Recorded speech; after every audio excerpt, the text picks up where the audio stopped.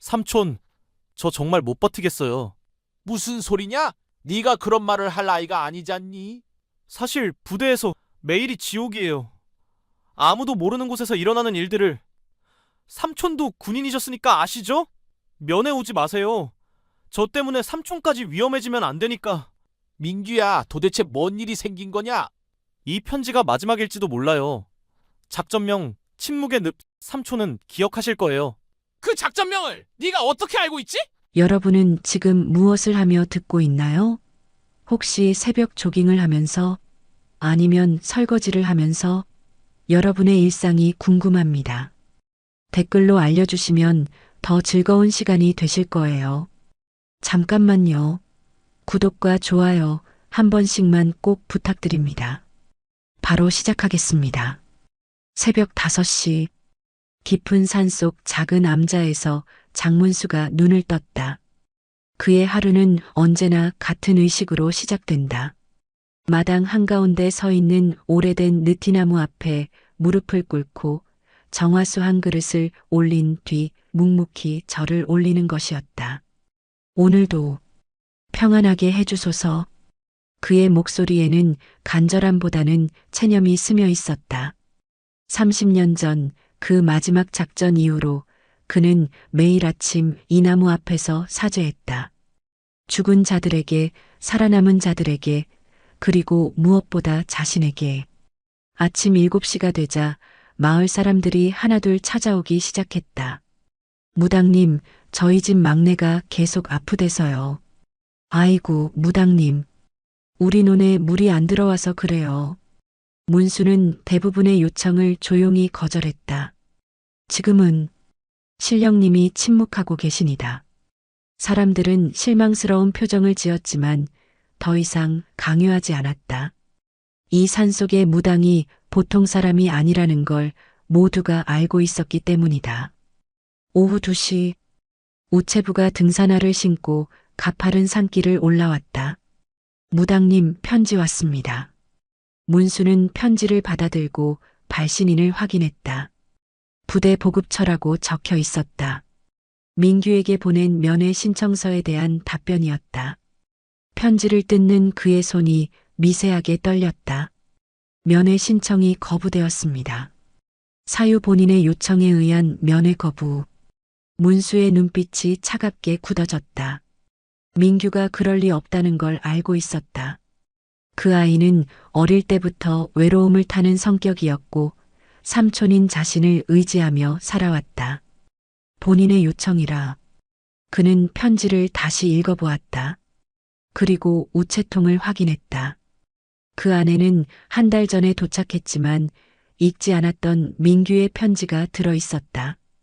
편지지는 누렇게 발해 있었고 글씨는 평소 민규의 또박또박한 필체와는 달리 흐트러져 있었다. 삼촌, 저는 지금 어둠 속에 있습니다. 매일 밤 꿈에서 들리는 소리들이 있어요. 작전명 침묵의 늪. 삼촌은 아실 거예요. 그 소리가 지금 여기서도 들립니다. 같은 곳에서 같은 방식으로. 제발 오지 마세요. 저 때문에 삼촌까지. 편지는 거기서 끝나 있었다. 마지막 문장이 중간에 잘린 것처럼 문수의 온몸에 소름이 돋았다. 작전명 침묵의 늪. 그것은 30년 전 그가 마지막으로 지휘했던 작전의 암호명이었다.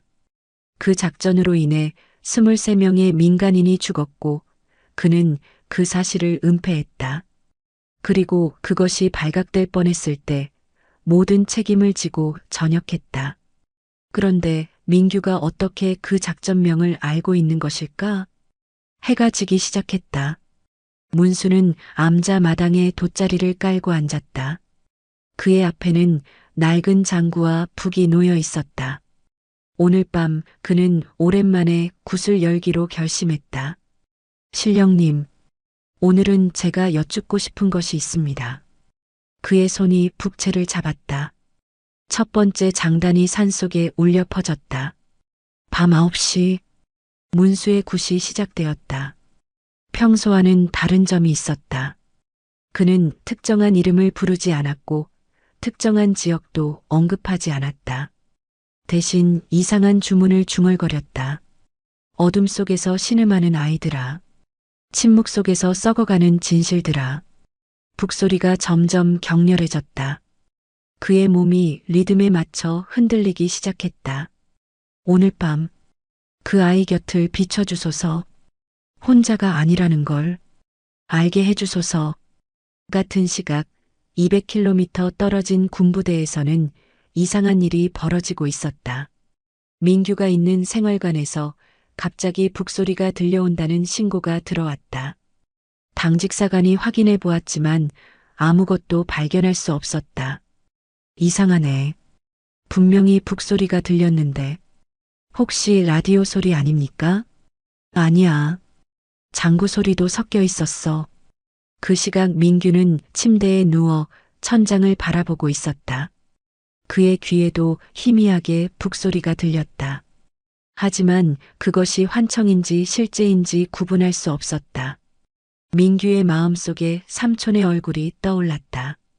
어릴 때 자신을 업고 놀아주던 그 넓은 등, 군복을 입고 위험 있던 모습, 그리고 어느 날 갑자기 모든 것을 버리고 산으로 들어간 그 뒷모습? 삼촌, 지금 뭘 하고 계실까? 다음 날 아침 부대 내부는 술렁이기 시작했다. 어젯밤 이상한 일이 있었다던데? 북소리가 들렸다면서? 설마 그런 미신적인 얘기를. 하지만 소문은 빠르게 퍼져나갔다. 그리고 그 소문은 결국 사단장 서기태의 귀에까지 들어갔다. 북소리라고 했나? 예, 사단장님. 여러 병사들이 같은 증언을 했습니다. 서기태의 얼굴이 굳어졌다. 그에게는 북소리와 관련된 불길한 기억이 있었다. 30년 전 그 사건 이후 장문수가 마지막으로 했던 말. 언젠가 죽은 자들이 북을 울릴 것이다. 그때까지 너는 살아남아 있어라. 혹시, 설마. 서기태는 급히 컴퓨터를 켜고 부대 병적부를 확인했다. 그리고 한 이름을 발견했다. 장민규 일병. 그의 손이 떨렸다. 민규의 보호자란에는 장문수라는 이름이 적혀 있었다. 이런. 젠장. 서기태는 즉시 부관을 불렀다. 장민규 일병 상황 보고하라. 현재 격리 조치 중입니다. 지난주부터 식음을 거의 섭취하지 않고 있으며 면회도 모두 거부하고 있습니다. 격리 사유는 동료들과의 마찰로 인한 스트레스성 증상으로 판단됩니다. 서기태는 깊은 한숨을 내쉬었다. 그는 민규에게 무슨 일이 일어나고 있는지 대략 짐작할 수 있었다.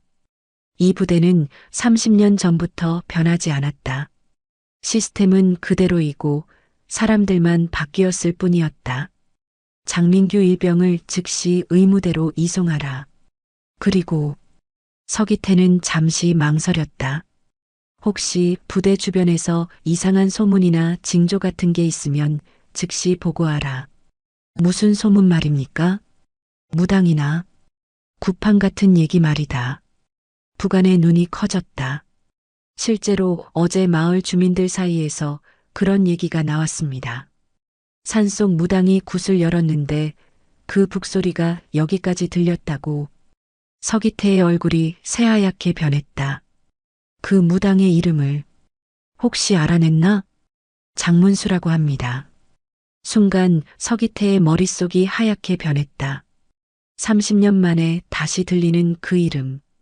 그리고 다시 시작된 북소리. 사단장님, 괜찮으십니까? 아니다. 괜찮지 않다. 서기태는 천천히 일어섰다. 그는 결심했다. 직접 가서 확인해야 했다. 장문수가 정말 돌아온 것인지, 그리고 이번엔 무엇을 원하는 것인지. 오후 3시, 서기태의 검은색 세단이 산길을 올라가고 있었다.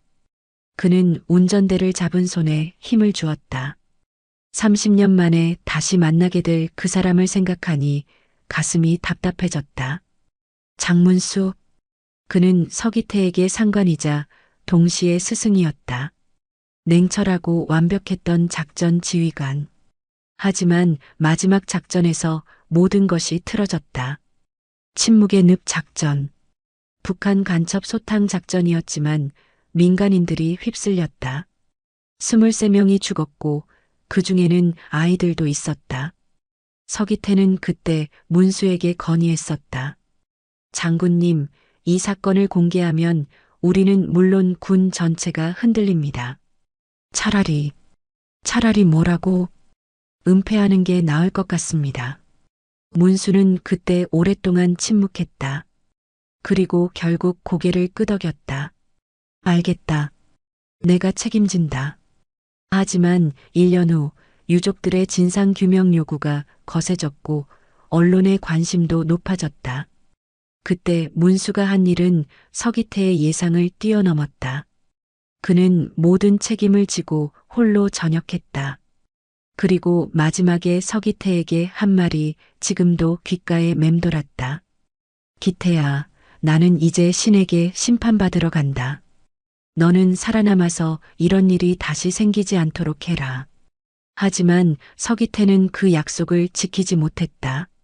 아니, 지킬 수 없었다. 군이라는 거대한 시스템 앞에서 개인이 할 수 있는 일은 제한적이었다. 차가 암자 앞에 도착했다. 서기태는 잠시 망설이다가 차에서 내렸다. 마당에서는 문수가 장작을 패고 있었다. 30년이 흘렀지만 그의 어깨는 여전히 넓었고 도끼를 휘두르는 모습에서는 옛날의 위엄이 느껴졌다. 오랜만이군. 문수가 도끼질을 멈추고 고개를 돌렸다. 서기태를 보는 그의 눈빛에는 놀라움보다는 예상했다는 표정이 스며 있었다. 빨리 왔네. 어젯밤 북을 쳤는데 벌써 냄새를 맡고 왔나? 문수야. 장군이라고 불러라. 계급은 죽을 때까지 따라다니는 것 아닌가? 서기태는 쓴웃음을 지었다. 예전과 똑같은 말투였다. 장군님, 이번엔 무슨 일입니까? 문수는 도끼를 내려놓고 서기태를 바라보았다. 내 부대에 우리 조카가 있더군. 장민규 일병 말씀이신가요? 그 아이가 편지에 이상한 것을 썼어. 작전명 침묵의 늪이라고. 서기태의 얼굴이 굳어졌다. 그게 무슨 뜻인지 설명해달라. 장군님도 알고 계시지 않습니까? 그 작전은 끝난 게 아니었습니다. 문수의 눈이 차갑게 빛났다. 30년 전과 똑같은 일이 지금도 벌어지고 있다는 뜻이야. 그건 오해입니다. 지금은 예전과 달라요.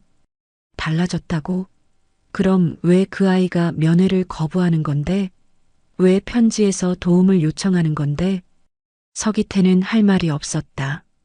실제로 부대 내부에서는 여전히 구타와 가혹행위가 벌어지고 있었다. 하지만 그것을 완전히 근절하기는 어려웠다. 장군님, 제가 직접 확인해 보겠습니다. 민규 일병에게 무슨 일이 있었는지 확인할 필요 없어. 문수가 서기태의 말을 자르며 일어섰다. 나는 이미 확인했어. 어젯밤 구슬통에서라니. 그 아이는 지금 죽음의 문턱에 서 있어. 그리고 그것을 막을 수 있는 사람은 너뿐이야. 문수가 서기태에게 한 걸음 다가섰다. 기태야, 30년 전에 내가 한 말 기억하나? 서기태는 고개를 끄덕였다. 이런 일이 다시 생기지 않도록 하라고 하셨죠. 그런데 다시 생겼어. 같은 부대에서 같은 방식으로. 문수의 목소리에 분노가 섞이기 시작했다. 그럼 이번엔 내가 직접 나서야겠군. 뭘 하시려는 겁니까? 30년 전에는 신에게 심판을 맡겼어. 하지만 신은 침묵했지. 그럼 이번엔 내가 직접 심판하겠어. 서기태의 등에 식은땀이 흘렀다. 문수의 눈빛에서 옛날의 그 차갑고 무서운 기운이 느껴졌다. 장군님, 진정하세요. 제가 해결하겠습니다. 얼마나 줄까? 하루? 이틀? 일주일만 주세요. 정확히 조사해서 문제를 해결하겠습니다. 문수는 잠시 생각하더니 고개를 끄덕였다. 좋아. 일주일. 하지만 그 안에 해결되지 않으면 내가 직접 나선다. 문수가 돌아서서 암자 안으로 들어갔다. 서기태는 한동안 그 자리에 서 있다가 차로 돌아갔다. 차 안에서 그는 깊은 한숨을 내쉬었다. 일주일. 그 안에 부대 내부의 모든 문제를 해결해야 했다. 그리고 민규를 구해야 했다. 하지만 과연 가능할까? 30년 동안 뿌리 박힌 시스템을 일주일 만에 바꿀 수 있을까? 서기태는 핸드폰을 꺼내 부관에게 전화를 걸었다. 나다. 장민규 일병 관련 모든 자료를 내 책상에 올려놔라. 그리고 그 아이와 관련된 모든 인사들의 면담 일정을 잡아. 예, 사단장님. 아, 그리고 하나 더.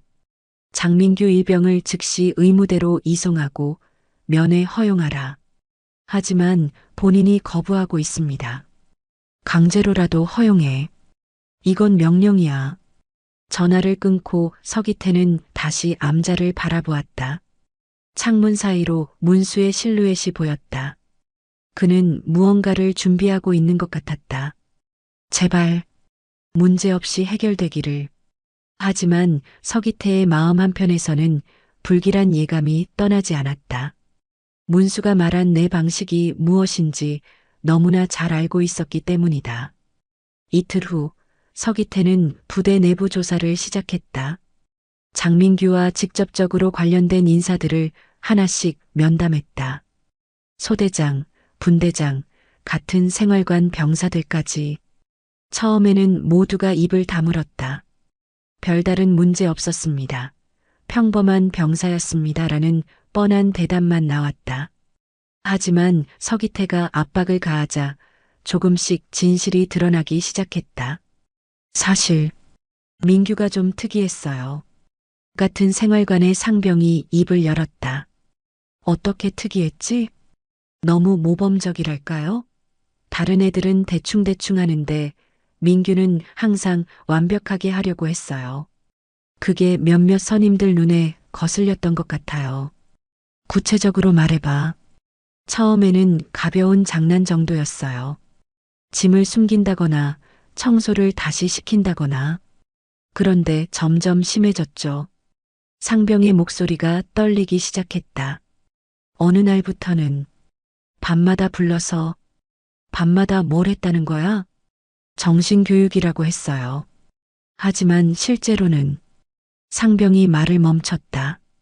서기태는 더 강하게 압박했다. 계속 말해라. 이건 명령이다. 구타였어요. 매일 밤 창고에 불러서 소리가 안 나게 이불로 입을 막고 서기태의 주먹이 꽉 쥐어졌다.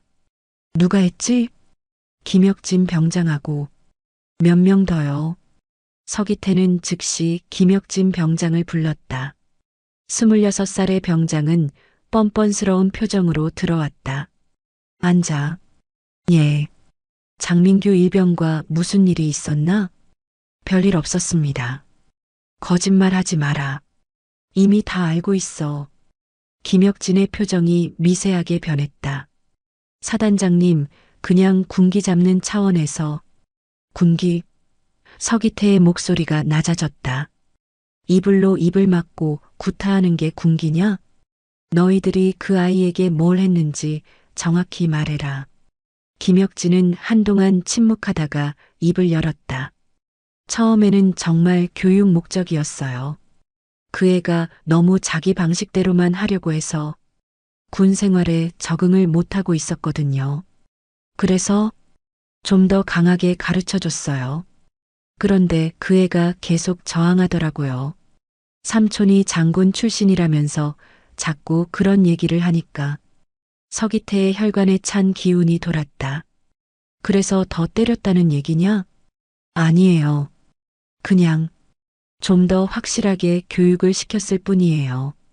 확실하게? 어떻게? 김혁진이 입술을 깨물었다. 대답 안 할 거면 영창부터 보내고 군사경찰에 넘기겠다. 매일 밤 10시 반에 창고로 불렀어요. 그리고 푸시업을 시키고 못하면 발로 찼고 이불로 입을 맞고 때렸어요. 얼마나 오래? 한 달 정도요. 서기태는 참을 수 없는 분노가 치솟는 것을 느꼈다. 하지만 겉으로는 차분함을 유지했다. 그래서 장민규가 어떻게 됐지? 점점 이상해지더라고요. 혼잣말을 하고 밤에 자다가 소리를 지르고 그런데도 계속했나? 그때부터는 좀 줄였어요. 무서워졌다고? 김혁진의 얼굴이 창백해졌다. 그 애가 이상한 말을 하기 시작했어요. 무슨 말? 작전명 침묵의 늪이라고. 자꾸 그런 말을 중얼거리더라고요. 그리고 죽은 사람들 이름을 부르면서 서기태의 심장이 멎는 것 같았다. 누구 이름을 불렀지? 잘 모르겠어요. 하지만 군인들 이름 같았어요. 계급도 같이 부르면서 서기태는 급히 일어섰다. 더 이상 들을 수 없었다. 김혁진, 너는 지금부터 영창이다. 그리고 관련자들 모두 조사받을 거야. 사단장님, 저희는 그냥 나가. 김혁진이 나간 후 서기태는 의자에 주저앉았다. 손이 떨렸다. 민규가 침묵의 늪 작전에 대해 알고 있다는 것, 그리고 죽은 자들의 이름을 부른다는 것. 이것은 단순한 우연이 아니었다. 그는 급히 의무대로 향했다. 민규를 직접 만나봐야 했다. 의무대에 도착하자 의무병이 심각한 표정으로 맞았다. 사단장님, 장민규 일병 상태가 많이 안 좋습니다. 어떻게 안 좋은가? 식음을 거의 섭취하지 않고 계속 중얼거리고 있어요. 이상한 그림을 그리고 있어서요. 의무병이 종이 한 장을 건넸다. 그 위에는 복잡한 선들과 숫자들이 그려져 있었다. 그런데 서기태는 그것이 무엇인지 알 수 있었다. 작전 지도였다.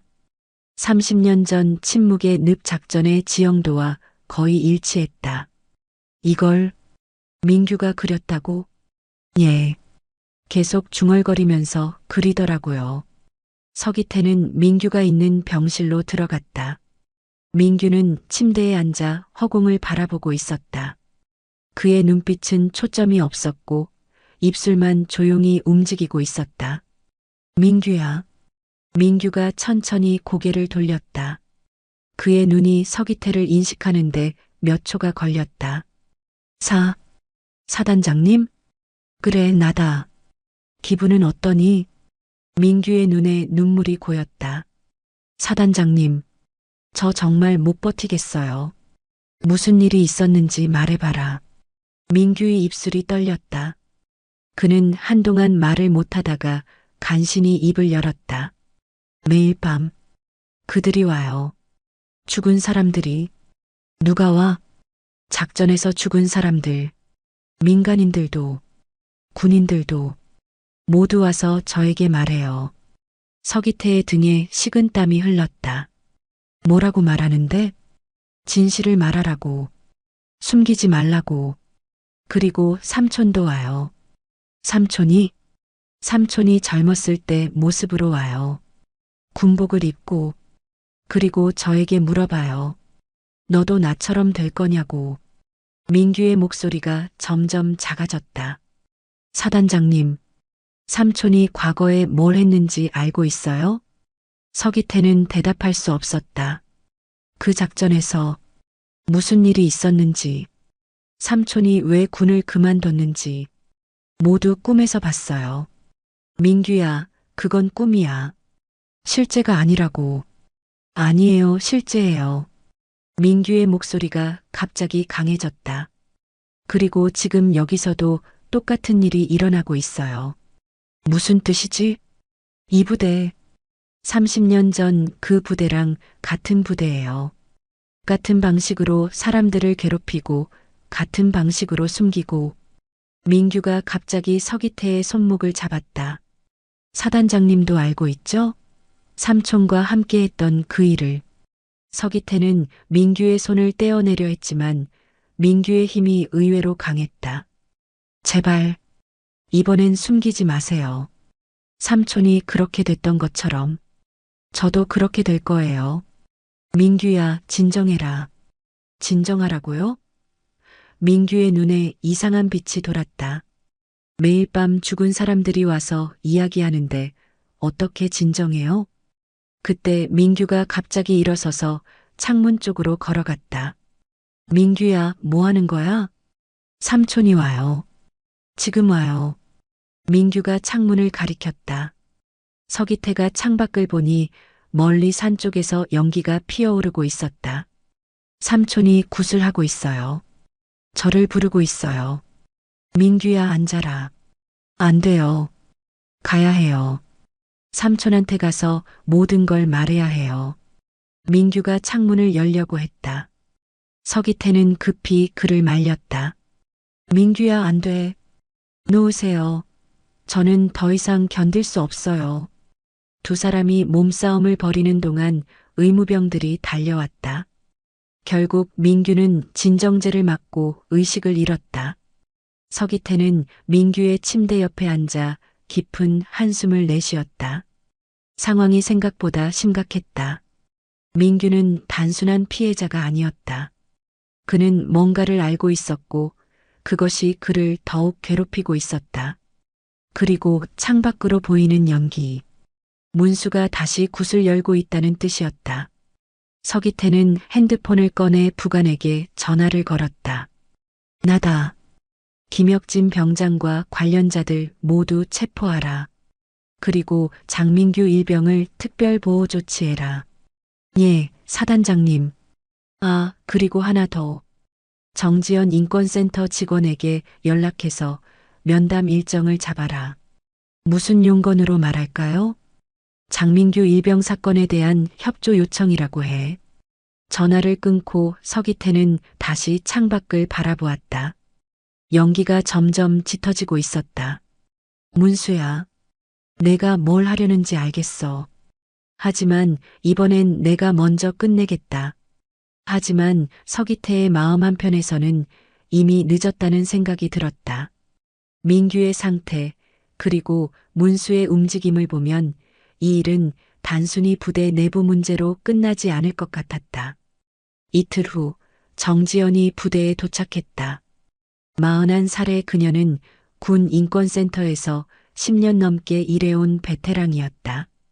수많은 부조리 사건들을 다뤄왔지만 이번 사건은 뭔가 달랐다. 사단장님, 안녕하십니까? 수고하셨습니다. 앉으세요. 서기태의 얼굴에는 피로가 깊게 배어 있었다.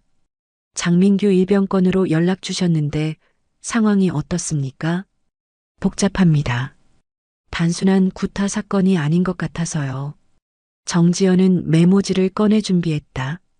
구체적으로 어떤 부분이 복잡한가요? 서기태는 잠시 망설이다가 입을 열었다. 피해자인 민규가 이상한 증상을 보이고 있어요. 환각이나 환청 같은 PTSD 증상일 수 있겠네요. 심한 괴롭힘을 당했다면 충분히 가능한 일입니다. 그런데 그게 단순한 PTSD가 아닌 것 같습니다. 정지연의 눈빛이 날카로워졌다. 어떤 의미인가요? 민규가 30년 전 일들에 대해 알고 있어요. 본인이 경험하지 않은 일들을. 무슨 일이 있었던 거죠? 서기태는 큰 결심을 한 듯 입을 열었다. 정지연 씨, 혹시 침묵의 늪 작전에 대해 들어보셨나요? 정지연의 손이 멈췄다. 그 이름은 그녀가 오랫동안 추적해온 사건과 관련된 것이었다. 혹시 1970년도 민간인 피해 사건 말씀이신가요? 알고 계시는군요. 제가 지금까지 추적해온 사건입니다. 공식 기록에는 간첩 소탕 작전 중 발생한 불가피한 피해라고 되어 있지만 실제로는 은폐된 학살이었죠. 정지연의 심장이 뛰기 시작했다. 20년 넘게 추적해온 진실의 단서가 눈앞에 있었다. 사단장님께서 그 사건에 대해 아시는 게 있으십니까? 저는 그때 현장에 있었습니다. 정지연의 펜이 떨렸다. 현장에 계셨다고요? 작전에 참여했었어요. 하급 장교로. 그럼 당시 지휘관이 누구였는지도 장문수 장군이었습니다. 정지연은 그 이름을 어디선가 들어본 것 같았다. 그리고 갑자기 기억이 났다. 혹시 산속에서 무당을 하고 있다는 그 장문수 말씀인가요? 서기태가 놀란 표정을 지었다. 어떻게 아십니까? 최근에 그분과 관련된 제보를 받았어요. 구판에서 이상한 이름들을 부른다는. 무슨 이름들을요? 죽은 군인들 이름이라고 했어요. 그런데 그 중에 민간인 이름도 섞여 있었다고. 서기태와 정지연은 서로를 바라보았다. 둘 다 같은 생각을 하고 있었다. 사단장님, 혹시 장민규 일병이 장문수 장군과 친족 관계인가요? 조카입니다. 정지연은 모든 퍼즐이 맞춰지는 것을 느꼈다. 그럼 이 모든 일이 우연이 아니군요. 어떤 뜻입니까? 장민규 일병이 이 부대에 배치된 것, 그가 당한 일들, 그리고 장문수 장군의 움직임. 모든 게 연결되어 있어요. 정지연은 급히 가방에서 파일을 꺼냈다. 제가 지금까지 조사한 자료입니다. 침묵의 늪 작전으로 죽은 사람들 명단이에요. 서기태는 그 명단을 받아들고 살펴보았다. 23명의 이름이 적혀 있었다. 민간인 18명, 군인 5명. 이 사람들이 그리고 최근 장문수 장군의 구판에서 불린 이름들과 일치해요. 그럼 장문수 장군이 지금 하고 있는 굿은 죽은 자들을 위한 제사가 아니라 복수를 위한 의식일 가능성이 높아요. 서기태의 얼굴이 창백해졌다. 복수라니. 사단장님, 혹시 장문수 장군이 최근에 연락을 하지 않았나요? 며칠 전에 만났어요. 일주일 안에 문제를 해결하라고 했습니다. 기한이 언제까지인가요? 서기태는 손목 시계를 확인했다. 내일까지입니다. 정지연은 급히 일어섰다. 지금 당장 장민규 일병을 만나봐야 해요. 그리고 가능하면 장문수 장군도. 지금요? 시간이 없어요. 제 경험상 이런 케이스는 누군가 극단적 선택을 하기 전에 빨리 개입해야 해요. 서기태도 일어섰다. 정지연의 말이 맞았다. 더 이상 시간을 끌 수 없었다. 먼저 민규부터 만나봅시다. 두 사람은 의무대로 향했다. 가는 길에 정지연이 물었다.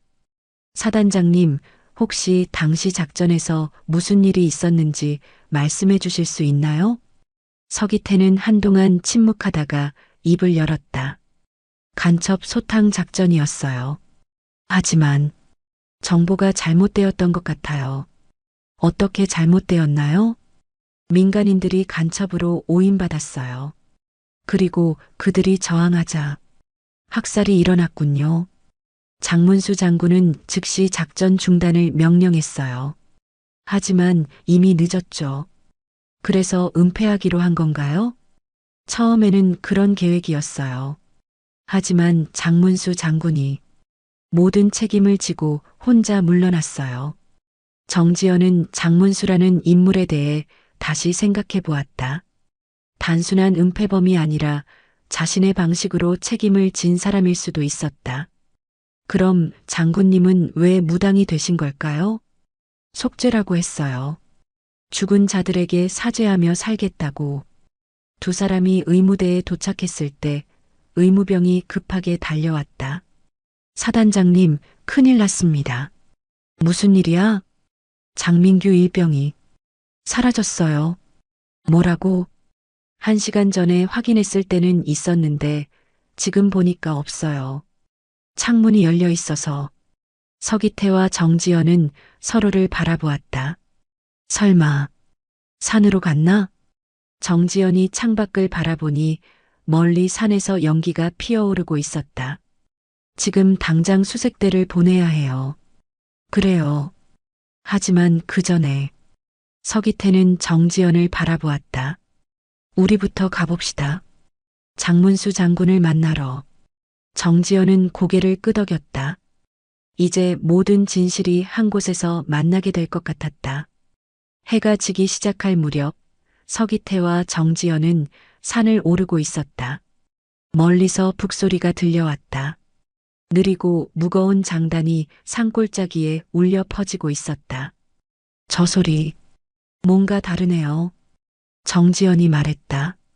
그녀는 취재차 여러 구판을 본 적이 있었지만 이런 북소리는 처음이었다.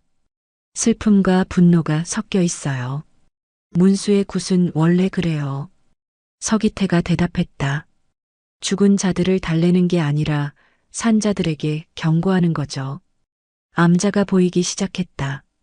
마당에서는 큰 불이 피워져 있었고 그 앞에서 문수가 북을 치고 있었다. 그런데 그 옆에 누군가가 앉아 있었다. 민규. 서기태가 소리쳤다. 민규는 문수 옆에 무릎을 꿇고 앉아 조용히 굿을 지켜보고 있었다. 삼촌. 민규의 목소리가 들렸다. 이제야 이해했어요. 왜 삼촌이 여기서 이런 일을 하고 있는지. 문수는 북치는 것을 멈추지 않았다. 하지만 그의 눈에서 눈물이 흐르고 있었다. 민규야, 이제 그만해라. 서기태가 다가가며 말했다. 위험해. 내려가자. 하지만 민규는 고개를 저었다. 안 돼요. 아직 끝나지 않았어요. 뭐가 끝나지 않았다는 거야? 정지연이 물었다. 민규는 그제야 정지연을 인식했다. 누구세요? 정지연이라고 해. 인권센터에서 일하고 있어. 인권센터. 민규의 눈에 희미한 빛이 돌았다. 그럼 혹시 과거 일들을 조사하시는 분인가요? 그래. 내가 겪은 일들도 포함해서. 민규는 잠시 생각하더니 일어섰다. 그리고 문수에게 다가가 북채를 받았다. 삼촌, 이제 제가 할게요. 민규야, 너는 아직? 아니에요. 저도 이제 알아요. 이 굿이 뭘 위한 건지. 민규가 북을 치기 시작했다. 처음에는 서툴렀지만 점점 리듬이 안정되었다.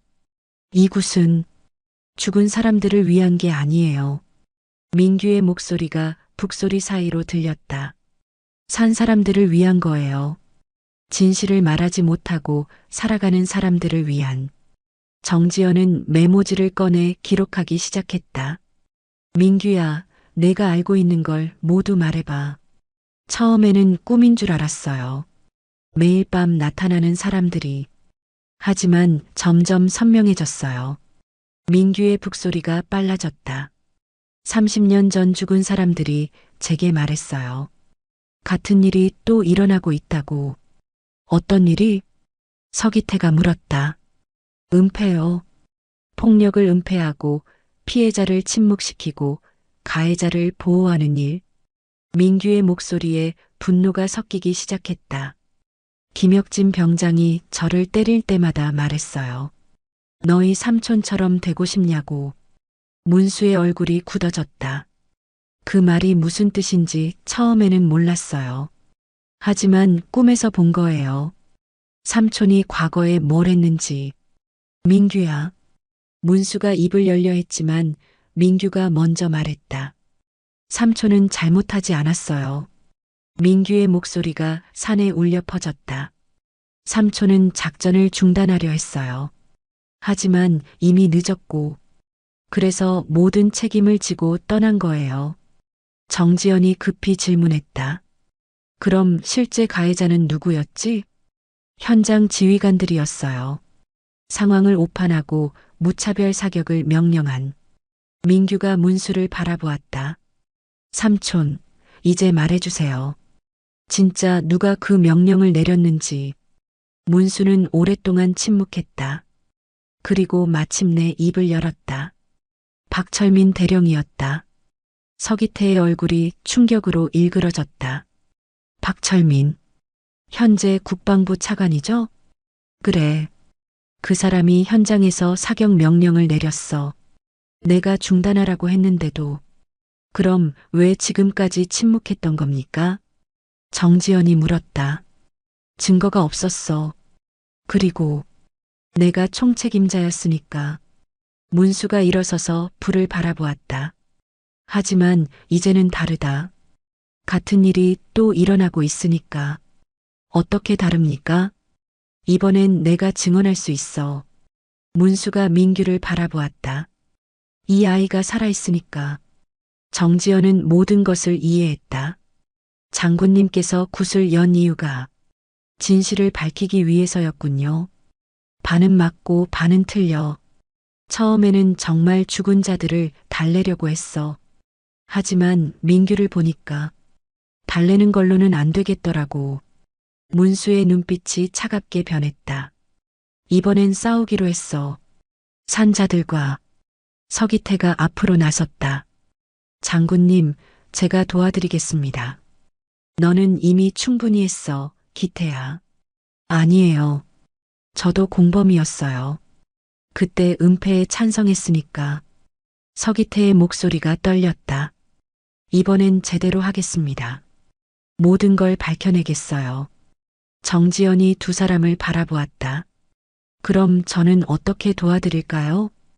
당신이 가장 중요해. 문수가 정지연에게 말했다. 이 모든 이야기를 세상에 알려야 해.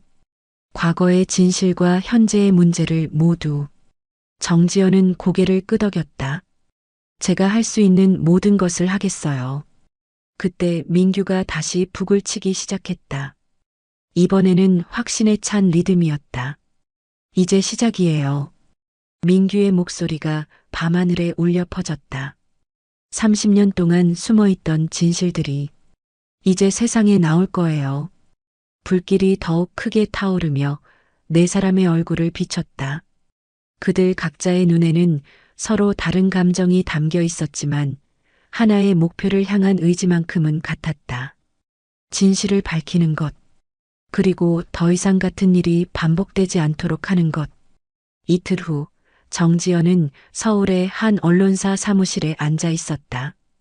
그녀의 앞에는 두꺼운 파일들이 쌓여 있었다. 30년 전 침묵의 늪 작전 관련 자료들, 최근 부대 내 가혹행위 증거들, 그리고 장문수와 서기태의 증언서. 정말 이 모든 게 사실입니까? 기자가 믿기 어렵다는 표정으로 물었다. 예. 제가 직접 확인한 내용들입니다.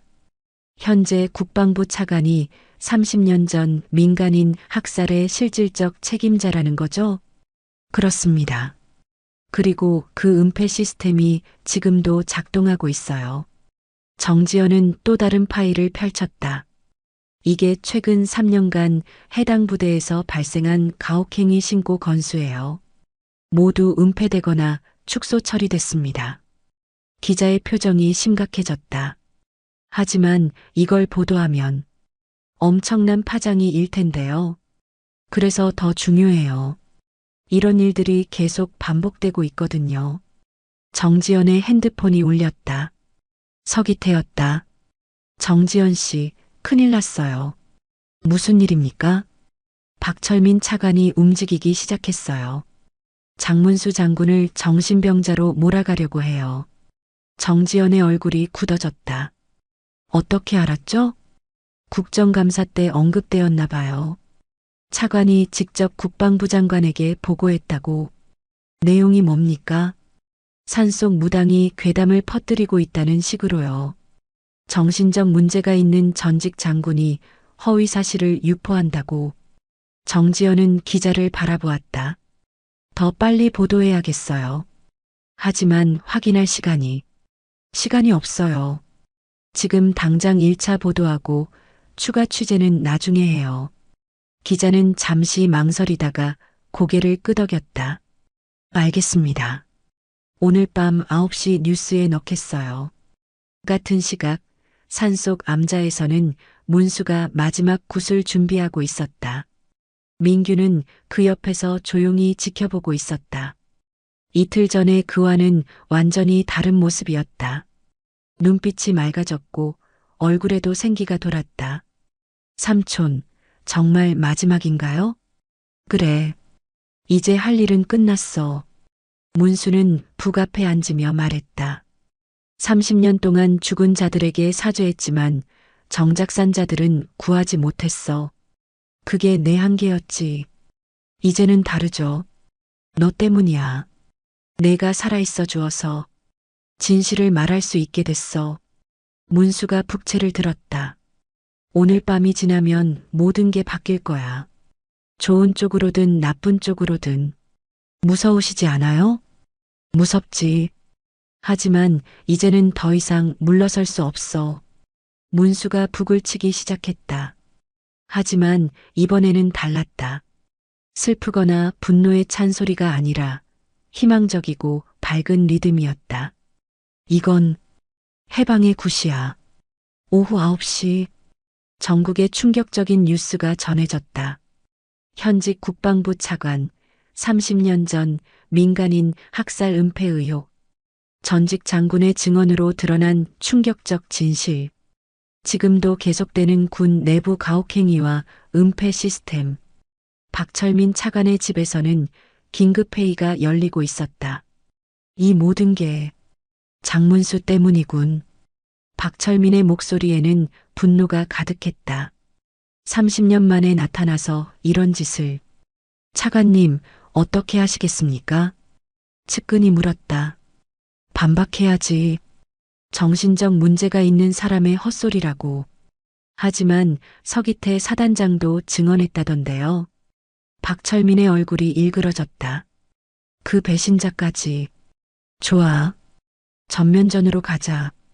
다음 날 아침 반박 보도가 나왔다. 박철민 차관 강력 반박. 사실무근의 악의적 모략. 전직 장군의 정신 상태 문제 제기. 하지만 여론은 이미 돌아서고 있었다. 소셜미디어에서는 해시태그 침묵 인읍 진실규명 해시태그가 확산되고 있었고 시민사회단체들이 진상조사를 요구하고 나섰다. 정지연은 연속 인터뷰에 나서며 더 많은 증거들을 공개했다. 이건 단순히 30년 전 사건만의 문제가 아닙니다. 지금도 계속되고 있는 구조적 문제예요. 구체적으로 어떤 문제들이 있나요? 군 내부의 권위주의적 문화, 피해자 침묵시키기, 가해자 봐주기. 이런 것들이 30년 동안 변하지 않았어요. 한편 부대에서는 서기태가 강력한 개혁을 시작했다. 가혹행위에 연루된 간부들을 모두 보직에서 해임하고 투명한 신고 시스템을 구축했다. 그리고 부대 내 모든 병사들에게 직접 사과했다. 지금까지 여러분들이 겪었던 부당한 일들에 대해 진심으로 사과드립니다. 서기태의 목소리는 떨리고 있었다. 앞으로는 절대 이런 일이 일어나지 않도록 하겠습니다. 그리고 피해를 당한 분들에게는 적절한 치료와 보상을 제공하겠습니다. 병사들 사이에서 웅성거림이 일었다. 처음 듣는 진정성 있는 사과였다. 민규도 그 자리에 있었다. 그는 이제 완전히 회복된 상태였다. 진실이 밝혀지자 그를 괴롭히던 환상들도 사라졌다. 일주일 후 국정감사장에서 박철민 차관에 대한 집중적인 질의가 이어졌다. 차관님, 일구아년 침묵의 늪 작전 당시 현장에 있었다는 것이 사실입니까? 그렇습니다. 그리고 민간인에 대한 사격 명령을 내린 것도 사실입니까? 박철민은 한동안 침묵했다. 그때는 적과 민간인을 구분하기 어려운 상황이었습니다. 하지만 장문수 전 장군이 중단 명령을 내렸음에도 계속 사격을 명령했다는 증언이 있는데요. 그건 오해입니다. 하지만 박철민의 목소리에는 확신이 없었다. 국정감사는 그의 사임을 권고하는 것으로 마무리되었다. 한 달 후 산속 암자는 조용했다. 문수는 더 이상 굿을 하지 않았다. 대신 마당에서 나무를 가꾸며 평범한 일상을 보내고 있었다. 삼촌, 민규가 면회를 왔다. 그는 이제 전속부대로 옮겨져 새로운 환경에서 군 생활을 하고 있었다. 어떠니? 새 부대는? 좋아요. 정말 달라요. 선후배 관계도 건전하고 민규의 얼굴에 밝은 미소가 떠올랐다. 무엇보다 제가 달라진 것 같아요. 예전에는 무서워서 아무 말도 못했는데 이제는 잘못된 일이 있으면 당당하게 말할 수 있어요. 문수는 만족스러운 표정을 지었다. 그래, 그게 중요한 거야. 삼촌도 이제 평안해지신 것 같아요. 응? 얼굴이 많이 밝아지셨어요. 예전에는 항상 무거운 표정이셨는데 문수는 웃으며 민규의 머리를 쓰다듬었다. 너 때문이야. 내가 살아있어줘서. 내가 구원받았어. 무슨 말씀이세요? 30년 동안 죽은 자들을 위해 살았는데 정작 중요한 건 산자들을 위해 사는 거였어. 문수가 하늘을 바라보았다. 이제 알겠어. 신이 나에게 왜 이런 삶을 주었는지. 그때 차 소리가 들렸다. 정지연이 도착한 것이었다. 안녕하세요, 장군님. 수고 많으셨어요. 박철민 전 차관 구속영장이 발부되었어요. 정지연이 밝은 표정으로 말했다. 검찰이 30년 전 사건부터 최근 은폐 사건까지 모두 수사하기로 했대요. 다행이군요. 문수의 표정에는 안도감이 스며 있었다. 그리고 국방부에서 군 인권 개선 종합대책을 발표했어요. 이번 사건을 계기로 전면적인 개혁을 추진한다고. 진짜 바뀔까요? 민규가 걱정스럽게 물었다. 시간이 걸리겠지만 분명히 바뀔 거예요. 정지연이 확신에 찬 목소리로 대답했다. 중요한 건 우리가 계속 관심을 가지고 지켜보는 거예요. 문수는 고개를 끄덕였다. 그래요. 이제 시작일 뿐이니까. 해가 저물기 시작했다. 세 사람은 암자 마당에 앉아 차를 마시며 대화를 나누었다. 장군님, 앞으로 뭘 하실 계획이세요? 정지연이 물었다. 글쎄요. 아직 정하지 못했어요. 굿은 안 하시는 거죠? 더 이상 필요 없을 것 같아요. 죽은 자들도 이제 편히 쉴 수 있을 테니까. 문수가 민규를 바라보았다. 이 아이가 살아있고 진실이 밝혀졌으니까요. 민규는 부끄러운 듯 고개를 숙였다. 제가 뭘 했다고. 너는 살아남았어. 그게 가장 큰 일이야. 문수의 목소리에 깊은 감정이 담겨 있었다.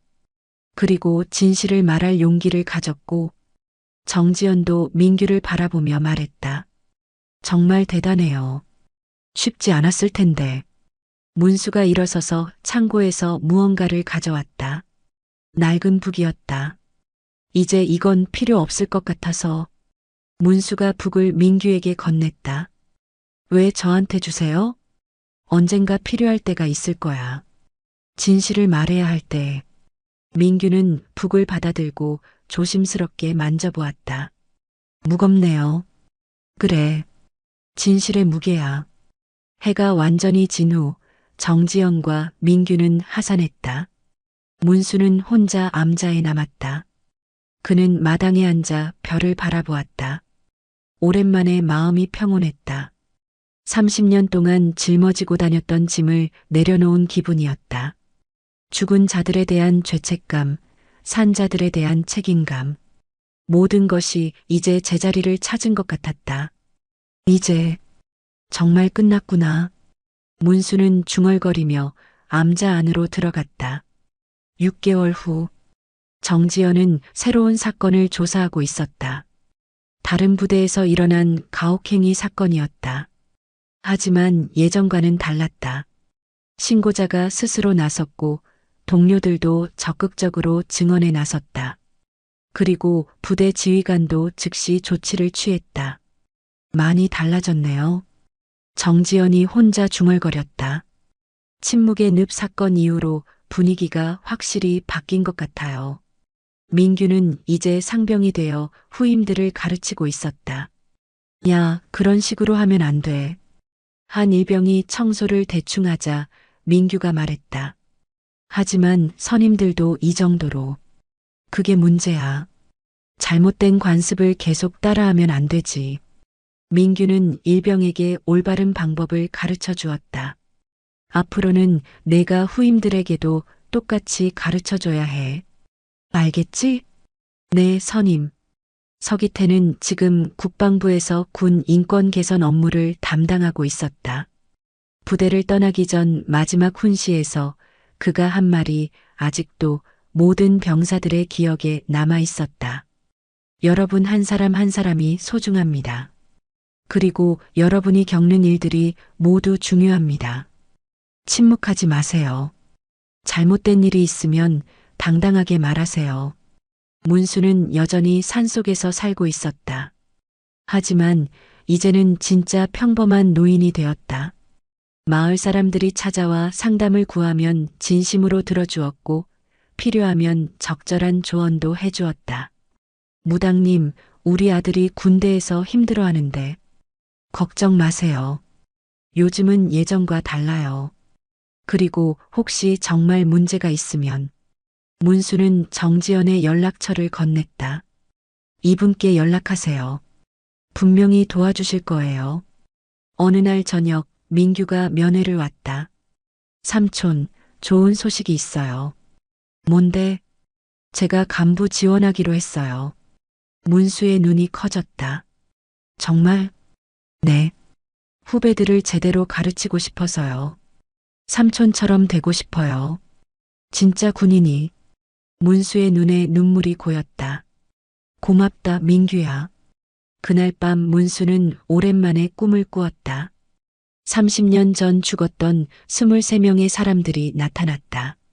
하지만 이번에는 원망하는 표정이 아니었다. 이제 됐어요. 한민간인이 말했다. 고마웠습니다. 한 젊은 군인이 말했다. 이제 편히 쉬세요. 꿈에서 깬 문수는 창밖을 바라보았다. 새벽이 밝아오고 있었다. 그는 마당으로 나가 느티나무에 물을 주었다. 그리고 작은 소리로 말했다. 고마워. 모두들. 그의 목소리가 새벽 공기에 스며들었다. 평온하고 감사한 마음으로. 여러분은 이 이야기를 듣고 어떤 생각이 드셨나요? 때로는 침묵이 미덕이라고 하지만 꼭 말해야 할 때가 있습니다. 특히 누군가가 고통받고 있을 때는 더욱 그렇죠. 장문수 장군처럼 늦었다고 생각할 필요는 없어요. 언제든 시작할 수 있고 언제든 바꿀 수 있으니까요. 여러분의 이야기도 궁금합니다. 댓글로 들려주세요. 오늘도 함께 해주셔서 고맙습니다. 다음에도 좋은 이야기로 찾아뵙겠습니다.